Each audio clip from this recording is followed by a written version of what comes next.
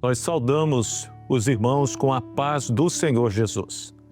Nós vamos ler um texto da palavra do Senhor.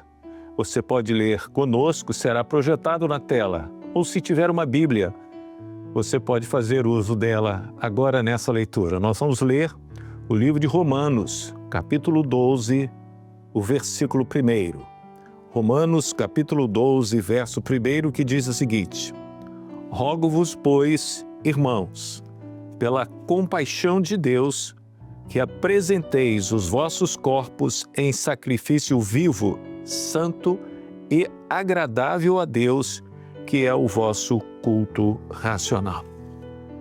Irmãos, o escritor aqui, que no caso é Paulo, ele está contando, ele está escrevendo aquilo que o Espírito Santo está revelando ao seu coração. E essa revelação, muitas vezes, é fruto de experiências que o Senhor nos dá no dia a dia, na sua presença. Paulo era um homem bem religioso. Quando ele tem uma experiência com o Senhor Jesus, ali no caminho, indo para Damasco, e ele aceita Jesus como seu Salvador, ele aceita porque ele teve uma experiência de que Jesus está vivo. E isso é importante nós colocarmos, por mais que você talvez já tenha escutado isso, que ninguém aceita Jesus como seu Salvador porque Jesus foi uma pessoa boazinha. Sim, ele foi uma pessoa boa até muito mais do que o conceito que nós temos. Porque um dia, quando um homem chegou a Jesus e o chamou de bom mestre, ele virou e disse assim: por que me chamas de bom? Bom é o Pai que está no céu. Ele veio trazer essa bondade do Pai para as nossas vidas. Lógico, e é importante nós entendermos que a experiência de salvação é saber que Jesus está vivo. E foi o que Paulo teve ali no caminho indo para Damasco. A partir dali, ele busca alcançar o entendimento, porque ele como religioso, Paulo como religioso, ele tinha um entendimento, mas em vez dele se aproximar de Deus, ele perseguia a igreja.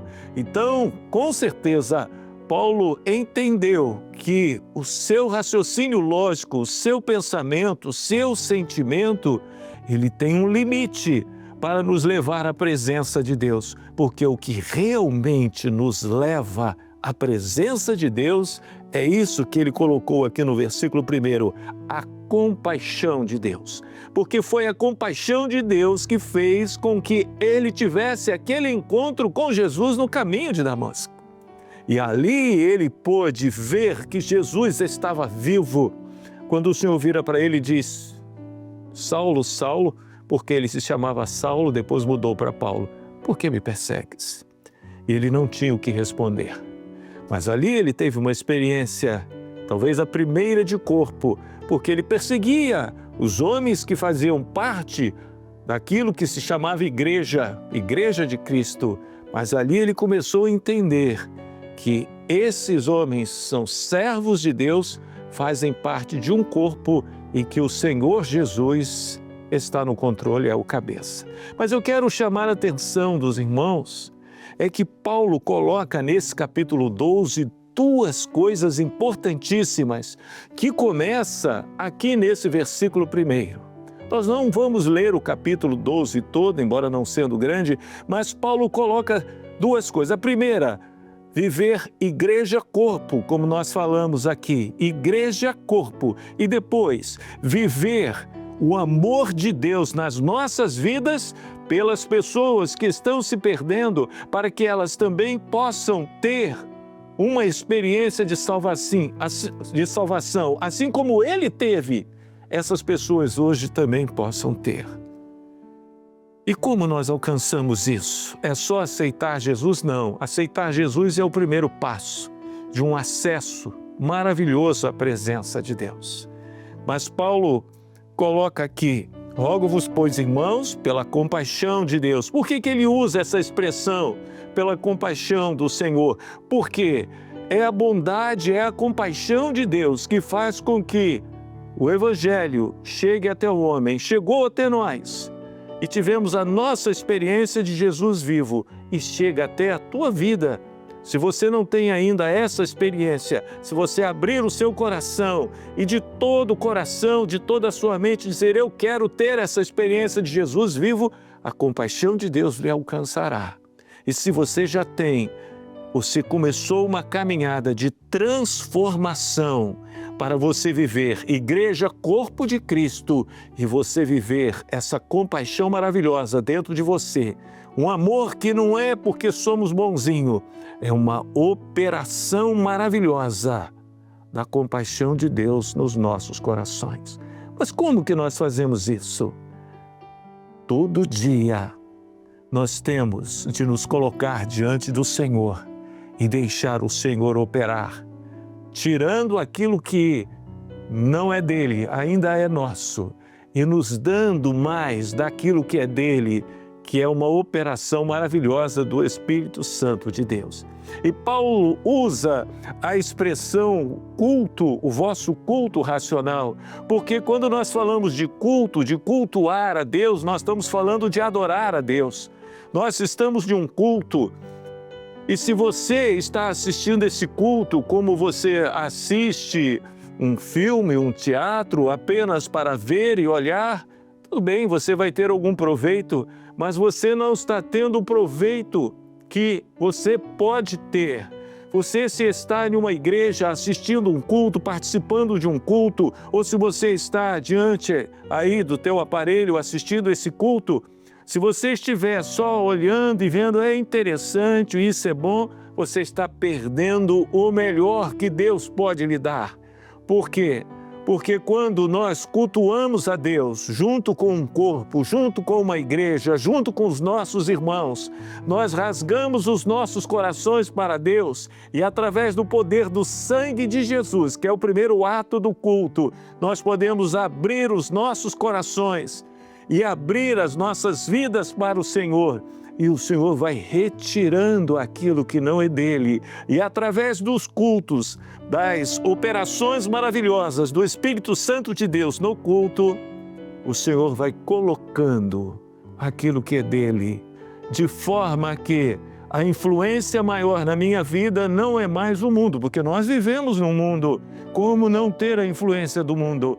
Mas se nós vivemos na presença do Senhor, um Jesus vivo, um Jesus maravilhoso, um Jesus que nos revela a compaixão de Deus, nós vamos ser impregnados dessa operação maravilhosa e o Senhor vai nos transformando a cada dia para que nós não nos moldemos ao mundo, mas nos transformemos pela operação maravilhosa de Deus nas nossas vidas. Irmãos, cada culto, cada momento que nós podemos nos reunir, cada momento que nós podemos cultuar o nome do Senhor. E nesta obra que o Senhor tem nos chamado, o culto todo está preparado de uma forma maravilhosa pelo Senhor, para que essa transformação aconteça naquele que está abrindo o seu coração e se entregando diante do Senhor, como Paulo escreve aqui, que é pela compaixão de Deus que apresenteis os vossos corpos em sacrifício vivo. É o nosso corpo diante do Senhor. O sacrifício vivo foi aquele que o Senhor Jesus fez lá na cruz. Mas agora, debaixo da cobertura do sangue de Jesus, nós também, junto com o Senhor Jesus, nos apresentamos como esse sacrifício vivo em que o Senhor opera, em que o Senhor realiza, em que o Senhor faz a sua vontade no meio da igreja. E segundo cada necessidade de cada membro da igreja, o Senhor opera a sua bênção, nos dando essa condição de não nos moldarmos ao mundo, mas fazermos parte de um corpo, cada um como membro desse corpo na sua função, mas servindo ao Senhor e glorificando o nome do Senhor. E você está preparado também para testemunhar desse amor, dessa compaixão de Deus que teve para conosco e tem para as vidas que hoje não estão na sua presença. E o melhor de tudo, terminando aqui, é que se eu vivo isso, eu estou preparado para o arrebatamento, porque a igreja que vive hoje ela tem de estar preparada para, a cada instante, poder ser chamada pelo Senhor, porque não sabemos o dia nem a hora, mas nós temos de estar preparado. E como eu posso me preparar? Apresentando os nossos corpos como um sacrifício agradável a Deus, santo e agradável a Deus, porque é através da operação do Espírito Santo de Deus. Pensa nisso. Não é um culto, um espetáculo, não é nada não que você está acostumado a ver aí no mundo. É algo diferente.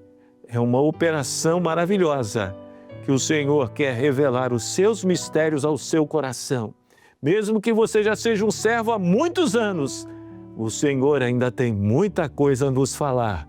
Mesmo que você aceitou o Senhor Jesus há pouco tempo, o Senhor tem muita coisa a te falar. Mesmo que você não aceitou e queira aceitar o Senhor hoje, o Senhor tem muita coisa a te falar. Basta você se apresentar diante dele e deixar ele operar. Nós nos despedimos assim com a paz do Senhor Jesus.